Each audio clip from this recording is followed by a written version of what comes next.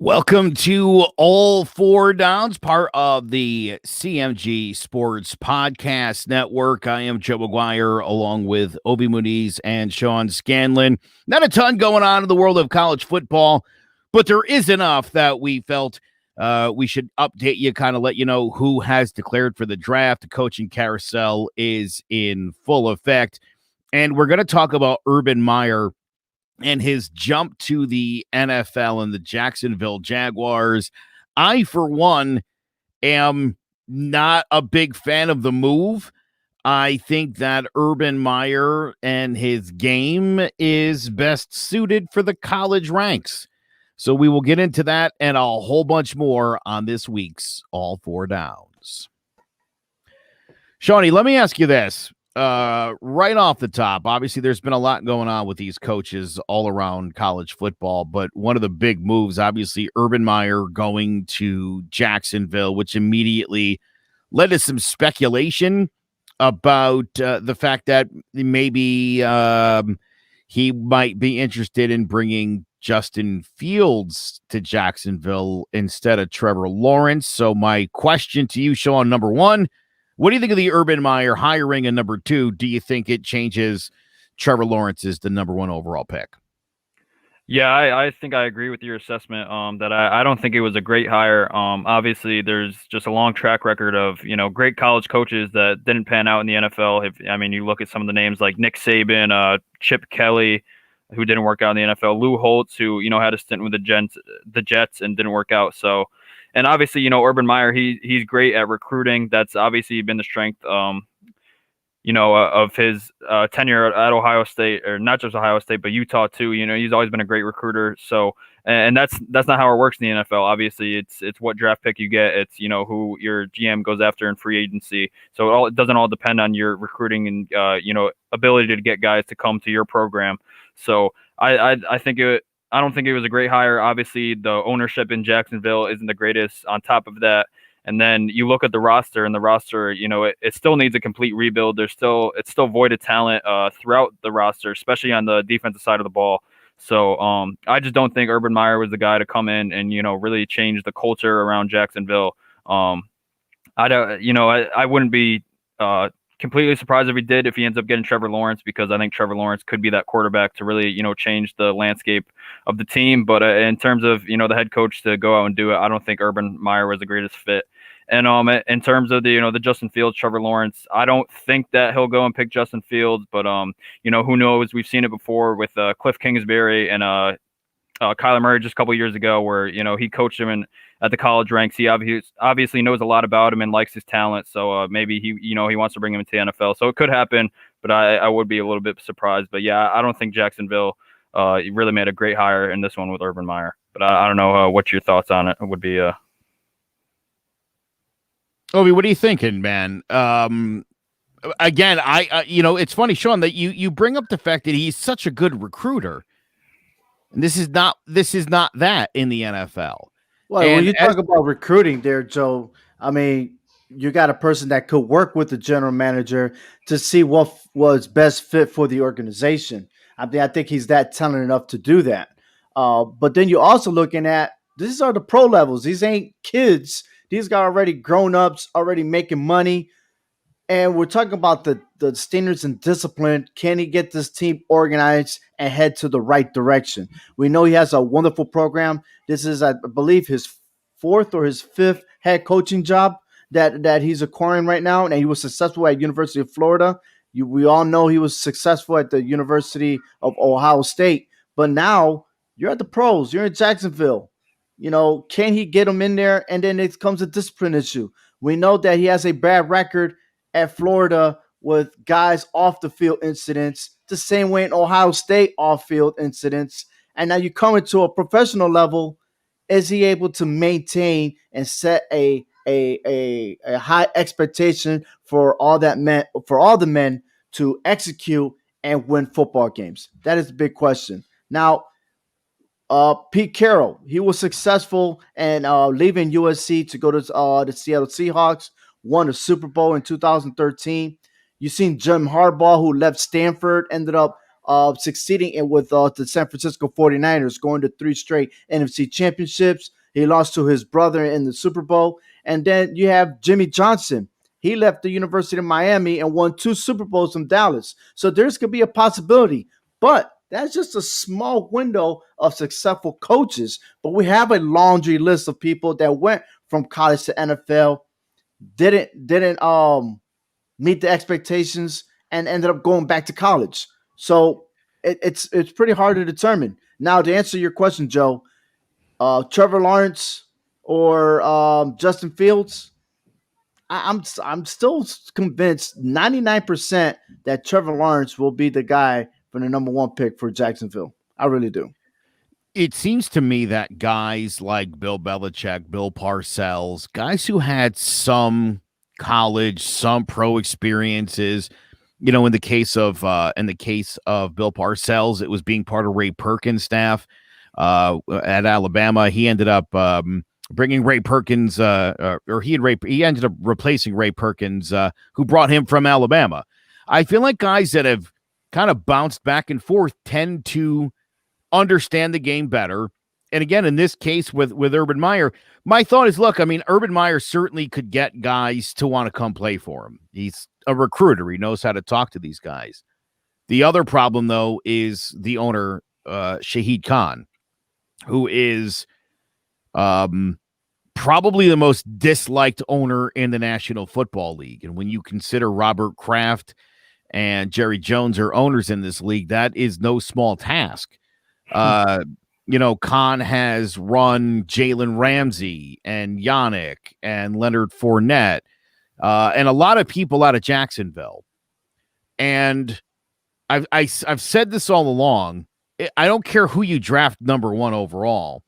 I still think that you're going to struggle to get people to want to go and play for Shahid Khan. Plain and simple. Not a good owner.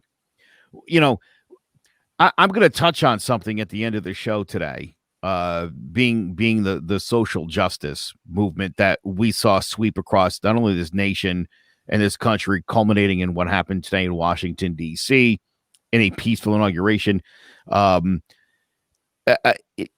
People are much more sensitive to these things. And he is one of the few owners who was pretty outspoken on the opposite side. And I think when you've got all these woke NFL players I think you're going to just really have a hard time. Again, the way he treats star players, his decision making, his hires, his free agent signings to replace some of the stuff. I mean, it's not a great track record. How do you tell a superstar in the NFL, hey, come here, things are going to change? Why? Because Urban Meyer's there? To me, that doesn't make it any better or any more of a desirable destination. Unless you want to be like his son and treat everybody like they're AEW superstars. I mean, Yeah. Oh, that's the I'm a firm mentality. believer that if you're the owner, let the coaches do what they got to do. You hire your general manager, you hire your staff to do the job.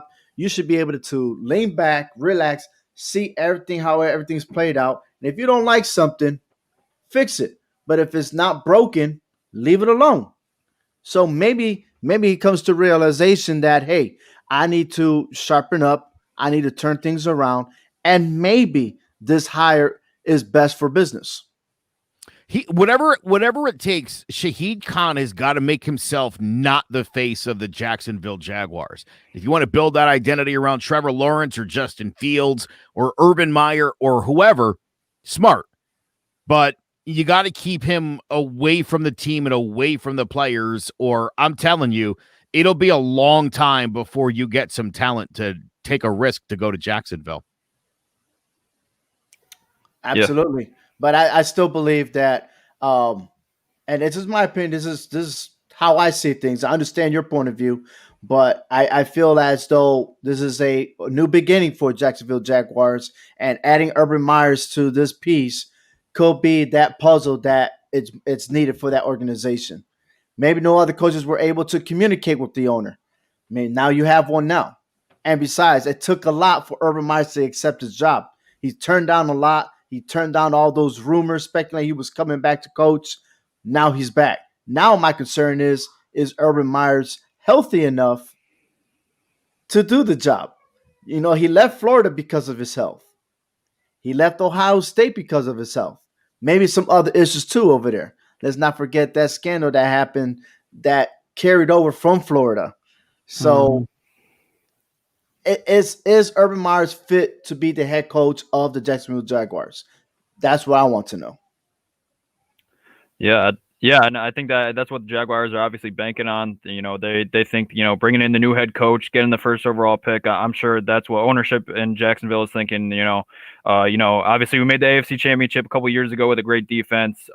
We've had some disruptions. A lot of the guys left, but you know, can we get this thing back on track? Maybe build up that defense. You know, we have the pick. We have some good players on offense, and we have the assets to go and fix this thing. So I think that's obviously Jacksonville's thinking, but we'll have to see how it plays out. And the next couple of seasons, I wouldn't say just next season, because I think it's going to be a process for the Jaguars. But within the next 3 years, I think we should have an answer on how Urban Meyer panned out in Jacksonville. Well, the big test here is, check this out. Myers will be taking over the team that it's much needed in every position. Okay, he has the number one pick, as we all know.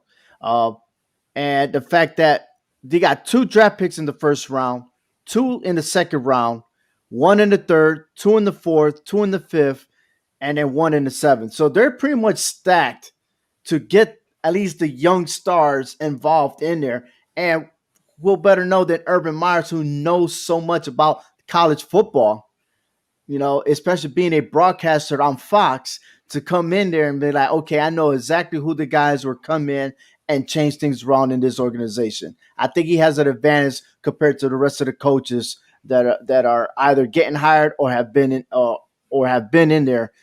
So I think Myers is doing at least that part. I think he'll be successful. You know, Matt Rule and Cliff Kingsbury, 2 more college coaches who are in today's NFL, and both seem to be struggling to get their teams where they need to be. And I mean, they're good coaches, don't get me wrong, but it's one thing to motivate 20-year-olds that aren't getting paid. It's another thing to inspire and get fired up professional athletes, been in the league 5 or 6 years, making $10-20 million a year. This is a different animal. And I think when you look at the majority of these coaches, they've been failures. And again, the idea Urban Meyer's a big name. So is Nick Saban. So is Steve Spurrier. So whether it's like the hot young guy like a Chip Kelly or Bobby Petrino, or it's a Spurrier or a Saban, these college guys do not do well in the NFL. And to me, this just proves everything I think of Shahid Khan. Again, this is just trying to sell tickets, take us serious. We're hiring a guy who's a legendary coach. He might as well have hired a cricket coach or whatever other nonsense leagues that he owns. You know what I mean? Like, a good coach is a good coach, but why don't you get a guy that knows how to coach NFL football? Which, again, leads me to believe, did anybody want that job? Was that a job that was in high demand? Even with the number one pick, even knowing Trevor Lawrence is on the way, even knowing how good that the offensive skill guys in Jacksonville, by the way, are tremendous. So whether it's Lawrence or Field, whoever's there is going to have a fun time throwing to those guys, handing the ball to Robinson. They're going to be fun on offense. The defense is the problem. And that defense is a long, long way away from being good. Where like multiple drafts will it take to start building that defense in some depth. So you're going to need to supplement with free agents. And I tell you right now, I would bet $1 million that you could not find a top NFL free agent who would so much as even consider Jacksonville. And you could point out the no state income tax. Well, the Dolphins play there too. And it's a much more stable franchise. So do the Bucs, a much better franchise. There's better options, would be my point. So I think the Jaguars, Trevor Lawrence aside, are still in some trouble. And I think this Urban Meyer thing is going to be a 3-year failure, if it even lasts that long. Yeah, I think I give him 1 year. Let's try out that first year, see if he sticks around. But then he's got to have a good supporting cast. He needs to develop, get these coaches, offensive corner, defense corner, someone that will understand Urban Meyer and see it, just like how we did in Ohio State, the same thing he did in Florida. Get that staff, get them in there. But you're right. This is a different level. You got football players, $5 million a year, $10 million a year. Are you able to motivate these guys to execute every down? That's why they're 1-15 for a reason. I'll tell you that the move of the day that blew my mind, or at least in the last couple of days, was the Lions hiring Dan Campbell, a guy nobody wanted, who has no experience as a coordinator, to a 6-year contract. I mean, coaching is such big business. I don't see that one panning out at all. And again, some of these teams and the ownership with some of these teams, I think, are in such bad spots because, I mean, again, look at who wants to go coach the Detroit Lions at this point. Well, there was the state senator or a House of Rep from Michigan wrote a letter to the owner of the Lions and pleaded to get Robert Saleh. That's his name? Yeah, because he's from Michigan. Right. And that potentially they will up the level of the Lions, plus more fans will go to the game. I mean, if you have Congress, their own state of Congress, pleading with the owner, saying, get this guy, and never happened. That's the Lions being the Lions. And that's what I was going to bring up is that Robert Saleh should have been their guy. Obviously, he had head coaching buzz at the end of last year, after the year the Niners had, and then going into this year, they said that the interview didn't go well with him and that, it was kind of short-lived. But if you got a guy like that who's a hometown guy, obviously the Lions have been terrible all my lifetime. I'm pretty much all your guys' lifetime. They've just been wasting talent away.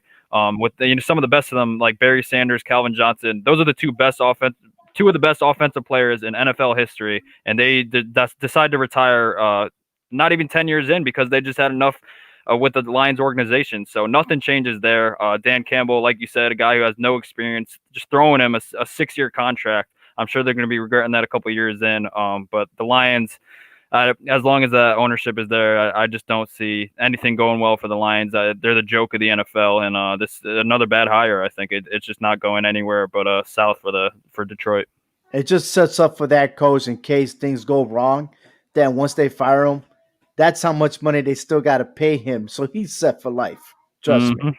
Well, the shocking thing, speaking of the Lions, is you're talking about a team that gets a top 10 pick every year. Yeah. I mean, what's happening in Detroit? Again, you got to bring the right people in. You got to have a plan in place so that you. I mean, look, last year, who they drafted, I think Jeff Okuda last year. Is that right? At 3. You know, how their defense looked this year. The secondary was their weakness of their team, really. You know, and Jeff Okuda didn't play the whole season, which is fair, but still, it didn't help at all, though. Again, right? I mean, when you're going to improve you got to go all in. Like the Giants went out and got Bradbury, got Logan, drafted Darnay Holmes, right? I mean, but when try to put together a solid secondary, knowing they had some young players, got to put some pieces in there. But again, I think you need a plan. You put some new coach in after the last horrible regime from the horrible regime before that. What's your plan? This is my concern when you just move the same losing coaches here, there, back around again. You know, some of these guys.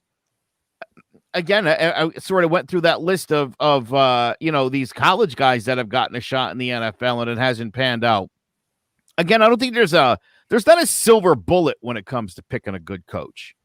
You know, you want to find somebody in the right coaching tree with the right connections. I think one of the things we liked about Joe Judge to the Giants was the idea that he had coached at Alabama, that he had experience with Bill Parcells. That's the kind of guy I feel good about in the NFL. If you graduate from college, become a graduate assistant, within 2 years you're the linebackers coach, right? You move over, now you're the offensive line guy, you're the strength and conditioning coach. Now you're the assistant to the offensive coordinator.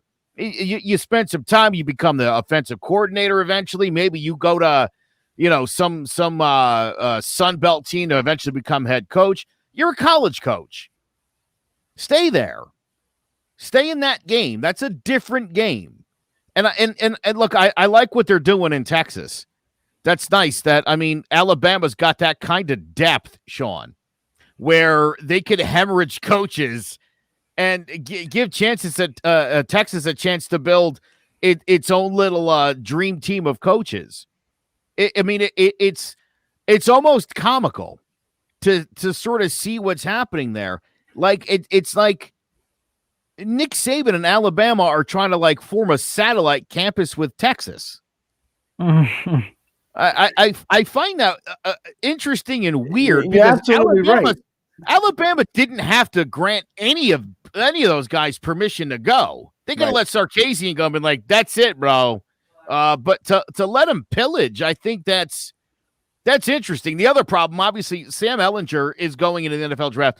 4-year starter, could have came back. If he was that excited for what's happening in Texas, maybe he would have came back. So again, how jazzed was he about that move? Not enough. Well, the reason, and Longhorns for that one, right? But the reason is that he made that decision because Herman was still there. And after the end of the bowl game, it was mentioned by the athletic director that Tom Herman was going to stay as a head coach. And then all of a sudden, when they started losing recruits to go elsewhere, they knew then they had to make a decision. So, but even besides that, I think that they're still in good hands because I think the next quarterback, Casey Thompson, he is a sophomore going to junior now. And I think he has the potential to fit into Sarkisian's type of offense. And especially today, we're finding out that the defensive coordinator, Pete Kowalkowski, I'll put the pictures there right now. He's leaving Washington to be the defensive coordinator. So already Steve Sarkisian is making things happen to improve by improving the coaches. So we may not be seeing that Big 12 history of them not having any type of defense in the game.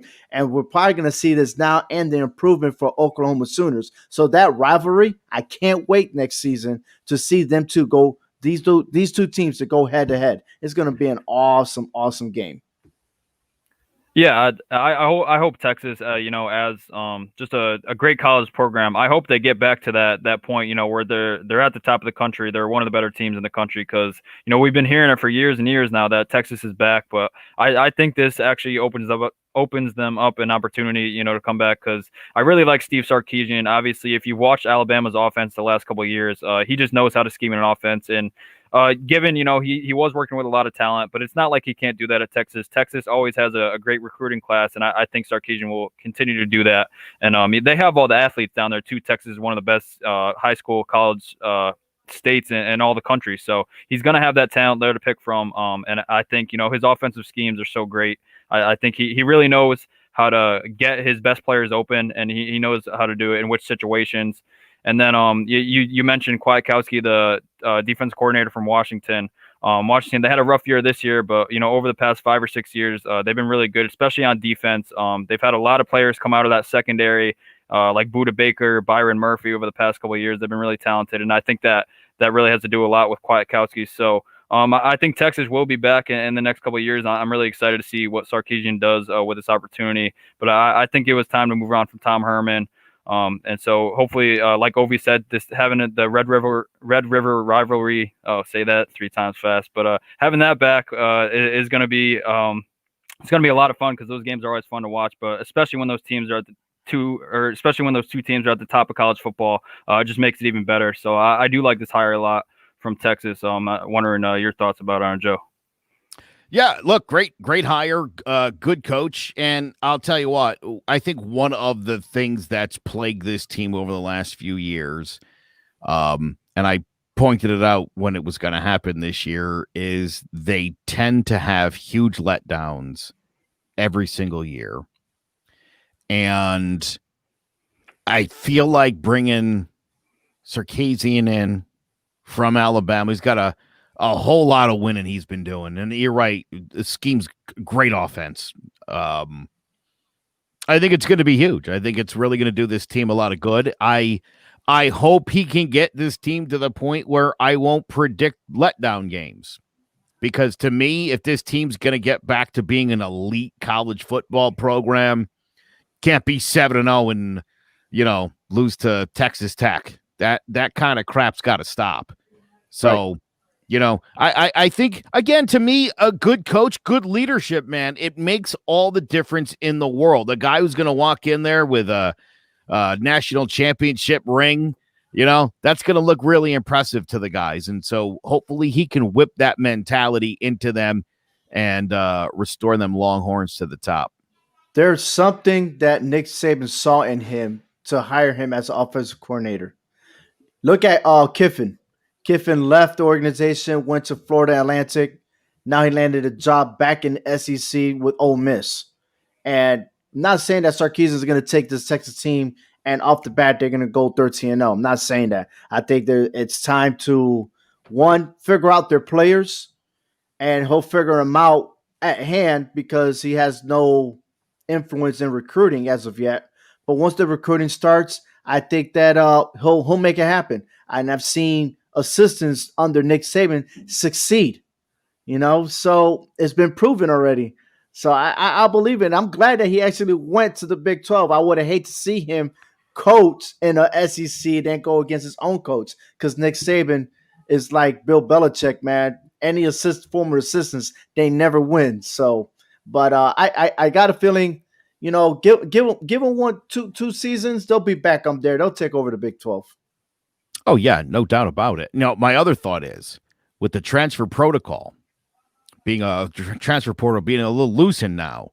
Yes. One of the major concerns, and I have to imagine this has to be one of those teams now, you're finding for the first time that you literally have teams trying to pick off the big boy rosters. If you're a junior at Bama and you still haven't gotten much playing time, you're a former 5-star or 4-star recruit, and I'm like, hey, you be a starter at Texas right now. You know me. You know what I do. We spend a lot of time. I mean, I do think that you could start to see this. And look, I mean, not for nothing, Bama will survive it because the depth that they have, even with their coaches, obviously is a little bit ridiculous. But I think that's going to start to be an issue. And I can't help but wonder if that wasn't a thought in Texas's head as well. Pulling a coach from Bama gives you the inside track maybe on some guys that you've spoken to on the recruiting trail. And again, a chance to like pick some of those guys. Maybe there's some guys at Bama that Sarkisian really believes in or thinks really highly of, who could certainly make the move. So it'll be interesting to see what happens. But I really do like that's a great hire. Absolutely. Yeah, but hey, speaking about the transfers, the one thing we have good news about is the draft that's coming up at the end of April. I believe it's April 29th is the actual draft. And as we see here, excuse me while I'm a bad guy, man. I'm a bad guy. Come on. There we go. Man, finally. We got the top 6 quarterbacks in the draft. And again, there are a lot more quarterbacks, but these are the most noticeable ones. Trevor Lawrence, again, is one of the top QBs. Justin Fields, Zach Wilson, Trey Lance, Mac Jones, and Kyle Trask. Now, out of these guys, and this is, like I said, my opinion here, I got a feeling that Zach Wilson's going to jump more on top of Justin Fields. I just got that gut feeling because he's coming from BYU, because he is more of that pocket passer, the more aggressive. I believe that he could be on top of Justin Fields. Many will argue that Justin Fields should be deserving probably pick number 2 with the Jets, but we don't even know what direction the Jets are going. But I also make a prediction that if there's anything that we learned in the NFL, the Atlanta Falcons are more of a need of a quarterback because Matt Ryan might be out the door. He is also of age, and they need somebody to take over. So why not either Justin Fields or Zach Wilson? What's your take, Sean? Yeah, I mean, I think that would make sense for the Atlanta Falcons. I don't know how willing they are to give up on Matt Ryan this quick. I don't know what the contract is. I haven't looked at it, but I don't know what their feelings on Matt Ryan. But he's still playing at a decent level. I don't think he's in the bottom half of the QBs in the league per se. So it would make sense because he's getting up there in age. But I would be a little surprised, I think, by the Falcons pick. But I think Justin Fields would be the guy though. If you can get a guy with that strong of an arm to pair him with top 10 receivers like Julio Jones and Calvin Ridley, I think that offense would be dynamic right out the gate. Obviously, they got to fix the O-line a little bit, but I would tend to pick Justin Fields over Zach Wilson in this one. I just think the mobility in the pocket is huge. He's got the super strong arm. Obviously, he's a tough kid. We saw it against Clemson. He could take the hits and then still go out and win you the game while throwing 6 touchdown passes. So I think Justin Fields would be my favorite ahead of Zach Wilson right now, and I think he would fit well with the Falcons. But my big sleeper in this draft though is you guys were talking about him before, but Trey Lance. I think not a lot of people have seen him, but I mean, if you look at the numbers, you look at the tape, he's a really good quarterback. Obviously, he's at a smaller school, but I think that he'll start to get more and more love as we get closer into the pre-draft process. Well, I got a question for you, Joe. Mac Jones.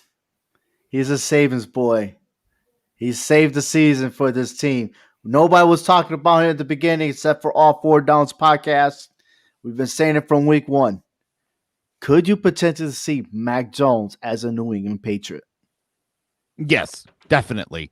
I'll tell you what, like I've been saying for a while, Mac certainly could have came back and tried to be the number 1 pick next year. And probably I would think like Trevor Lawrence this year would have been the favorite for that to go down for him. Now, he's definitely going to be in this draft. He is the 4th or 5th quarterback, depending on whose list you're looking at. And as I mentioned, Lawrence going to Jacksonville, Fields going to the Jets, probably maybe Wilson to the Falcons. And if Trey Lance moves ahead of Mac Jones again, right, that puts Mac in a position to go to the Patriots or New Orleans or Indianapolis.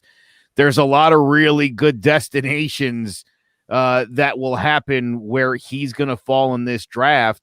And it's going to be a great situation for Mac, whether he ends up starting as a rookie or whether he goes and he backs somebody up. Whatever ends up happening, he's going to be on a team that's got a lot of the pieces to the puzzle. And again, if they're a superstar quarterback short, that could be problematic. But if you just need a guy who can really get things done, complete some passes, doesn't turn over the ball, a great game manager with a ton of flair and great skills, Mac Jones is your guy. Again, I'm thinking about a team like Pittsburgh, New Orleans, the 49ers, any of those teams would be a great spot for Mac Jones to go to. You're muted, Ovi. Thank you again. Oh, man, it's not my night, man. I think Mac Jones or Kyle Trask is going to be in better shape than any of the rest of these quarterbacks, to be honest with you, because these are the team that either almost made it or they lost in the playoffs, and to add them to the roster is only going to boost them even more. So, but in a sense, out of one of these quarterbacks, do you believe one of them will be disappointed and be a round two? I could see Kyle Trask dropping around too easy. I wouldn't be surprised if Mac Jones did either. I've seen a lot of, usually like later first round for Mac Jones, but I could see him falling like early second round. But Kyle Trask, I think he's got a chance to fall, maybe even second, maybe even third round. Just because I don't know, there's not a lot of teams that need QBs. As of right now, there's still some moving parts that could happen. Breeze can retire, so.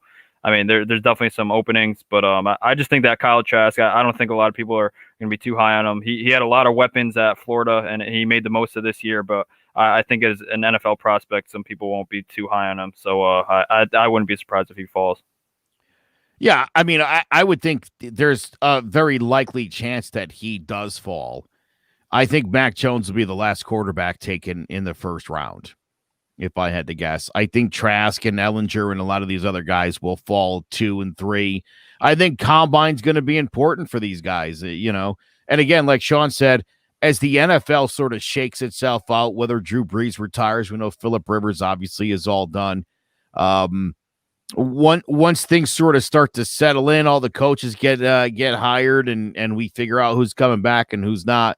You'll have a better picture of which quarterbacks are probably going where, or at least who needs quarterbacks. And then again, I just think Combine and other situations, you see guys will start to shoot up. I think Mac Jones actually, Sean, is one of those guys that's going to go up as opposed to down. I think he's going to be one of those guys that's going to go and test well, throw well. And you're going to hear a lot on ESPN and all the hype machines where, this guy's underrated because, again, a 77% completion ratio, there's still people that aren't sure how that's going to translate, which blows my mind. If you had questions about Kyle Allen and how that 54% was going to translate, how could you seriously look me in the eyes and say you're not sure how a guy playing at the highest level in the best conference in college football hit 77% of his passes? And it's not like the guy doesn't throw the football down the field, because he certainly does. I find that wildly absurd, almost to the point of offensive. Again, this is that whole thing where people are really struggling to admit how good this guy is, like it's a knock on any of the other guys, or that in some way the Mel Kipers and the Todd McShays and every other Joe Blow has to be like, I was wrong about Mac Jones. You can say that. It's okay. It's the pride. They don't want to. They don't want to admit it. 77%, the greatest season any Alabama quarterback's ever had. And they're like, well, I don't know how that's going to translate. But Trey Lance definitely is going to be awesome. What? I get your point 100%. I think the Mac Jones slander has been out of pocket all year, and I think it will just continue once we start talking more and more about him into the draft. But I'm with you. I really wouldn't be surprised to see his game translate to the NFL, because I think he will have a good pro career. The one thing that I noticed in the championship was Jones fumbled the ball. And the next possession, that did not faze him. He marched down and scored another touchdown. And I don't care. Yeah, it was Devontae Smith. What did he do? You know, if he's open, he's going to get the ball. It just happens. But when he's throwing that ball, look at that accuracy how he's throwing the ball. He is on point. Mm-hmm. And there've been a lot. There were plays, there were tight windows, and he able to deliver it. That's the type of quarterback that you need. And the more development he gets in the NFL, he's just going to get better. He's a smart kid too. Got a master's degree early. Come on, man. That dude's educated. He's going to put his mind and effort into it. You know, that's a great point, Obi. I was asked repeatedly the week of the national championship game, what does Ohio State have to do to beat Alabama? And my answer was the same. It was, you're going to have to figure out a way to knock Mac Jones off his game and make turnovers. And you're right. The one time he fumbled, that was it. Mac Jones was like, oh, all right, get serious here. And you saw no kink in the armor at all from that point on. And again, how anybody could watch those two guys, Justin Fields and Mac Jones, and not be like, well, maybe it's a little closer than I'll admit, the difference between these two guys. Again, I love Lamar Jackson. I hope you guys understand that. I said last weekend, if it came down to him needing to make a big throw, they were in trouble, and obviously pick six the other way, and the game effectively over, and he got knocked out of the game in the next drive. But again, I like Justin Fields, super talented player. You guys saw that passing performance. I'll ask you the same thing as I did on our show last week with Lamar Jackson. If there was a big throw to be made, would you rather have Mac Jones making it or Justin Fields? Again, I understand Fields the better athlete. He can run, does a lot of things. But if you needed a guy to make a throw, you're not taking Justin Fields. No one's taking that 55% passing BS in the biggest game of his life. No siree. He might not good enough. He might end up running 55 yards and may seek for a concussion. That could probably happen. But I would pick Mac Jones all the way. I would. Yeah. If you're talking about this past season, I would definitely take Mac Jones. But yeah, I would say, though, I think Justin Fields is a better passer than Lamar Jackson is. Lamar Jackson is just the best athlete we've ever seen at the QB position. That's what sets him above everyone else. But I do think Justin Fields is a little bit better passer than him. But I would take Mac Jones. I agree. Yeah, I feel good about that. Absolutely. You know, guys, that round went to me. I enjoy the conversation, but you know what? And coming up next week and the following weeks, we'll be diving into each position, seeing how it relates to the NFL draft. We're also going to look at the team schedule for next season, plus to see who is our preseason top 25. We got that all coming up all the way down, and we can't forget that the original show of All Four Downs is the biggest supporter of the XFL. Now, we understand that the XFL abruptly ended because of the pandemic. Also, they went bankrupt. And why they went bankrupt? There was no football. You still got to pay people. So a lot of things happened with Vince McMahon and everyone else there. And whatever legal issues happening currently and what's going to happen in the near future, that's one thing. But we have to say thank you to Dwayne Johnson, who was able to purchase the XFL. And that season will start at 2022. But we miss it so much. And so in a tribute, because we're almost close to 1 year of All Four Downs podcast, I would like to kick off a review of the XFL and thereafter the final whistle with Joe Aguirre. So check it out. Team lined up at the opposite 30. Can't move to the ball is fielded. And here goes Keith Mumphrey. And they're going to turn it around with room on the near side. And for the first time, they get creative. And the Battlehawks have the sideline. And a kickoff return for Joe Powell to the end zone. Cardell Jones, they flip. Back to Rodgers, back to Jones. A man wide open down the sideline. It's Kyrie Lee. 5, goal line, touchdown. out of the backfield. Carter with Brooks. Carter flips into the end zone. Hey, he told you he tapped. If he could get there one more time, he'd do a flip.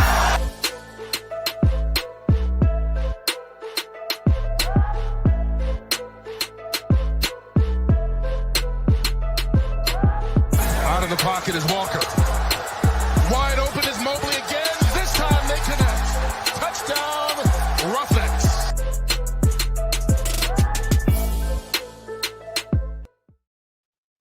Cannot wait for that to be back. But what a day that we had. Joe Biden was inaugurated as the 46th president of the United States of America. Kamala Harris became the first woman, Black, and Asian vice president in United States history. Sarah Fuller, the Vanderbilt soccer player who joined the men's program when COVID hit the Commodore's campus, she was at the inauguration today. In 2020, Miss Fuller became the first woman to score in a Power 5 conference game. We don't say girls. This has been a unique year for sure. We're living through a global pandemic. It's getting worse, despite the fact we now have a president who believes it's real and that there's a vaccine. Kudos to the brave men and women who sacrifice to make college football happen every weekend for our enjoyment. But to me, lost in the shuffle of all this was the fact that players like Trevor Lawrence spoke out about racial injustice, and they took time to talk to their Black teammates about their life perspectives. And by players like Lawrence, I mean white and popular. It's on us to talk to our friends and neighbors and family about social justice. If young white men at Southern universities can speak out on a national stage, you could tell your cousin to stop posting racial crap on Snapchat. Sports binds us. One goal, one purpose. Doesn't matter what your religious, your cultural, or your national background is. When you're a team, it's all for one and one for all. Let's make our politics that again. One goal, one purpose. Regardless of party, the goal is to make America the best place on earth for everyone. And sure, New York and California are Alabama and Clemson, but everyone loves and respects Coastal Carolina and Liberty, a Christian university founded by that charlatan, Jerry Falwell. My point is, there's room in this country for everyone. And if there's any evidence of voter fraud, I found it. It's in the Power 5. Let's focus our energies and outrage going forward on that. Thank you so much for joining us in All Four Downs. For Sean Scanlon and Ovi Muniz, I am Joe McGuire. Make sure you check us out at clovercrestmedia.com/All Four Downs. Make sure you also check out hhwshow.com to get all the latest from the wide world of sports. We are proud to be part of the CMG Sports Podcast Network. We'll catch you next Wednesday night at 7:30 for All Four Downs.